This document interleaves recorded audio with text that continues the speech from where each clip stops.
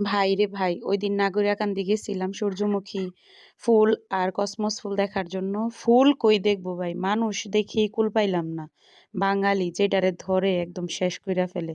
মনে করেন ফুল যদি ৫০০ হয়, মানুষ হইব ১,০০০।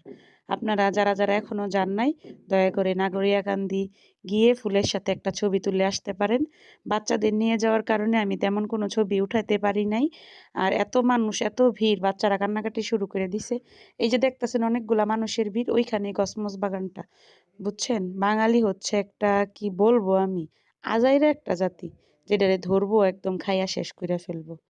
দাঁড়ান বইনেরা, এখানেই কিন্তু শেষ না। এটাতে ঢুকতে হইলে কিন্তু আপনারে ৫০ টাকা কইরা দিতেও হইব। বুঝছেন? ফুল দেইখ্যা ছবি তুইল্যা যদি টাকা উসুল নাও করতে পারেন, হরেক রকম মানুষের হরেক রকমের ছবির স্টাইল, হরেক রকমের টিকটকের নাচের স্টাইল-টুইল দেইখ্যা আপনার টাকাটা অবশ্যই হালাল হইয়া যাবে। বুঝছেন? আমি কথা দিলাম।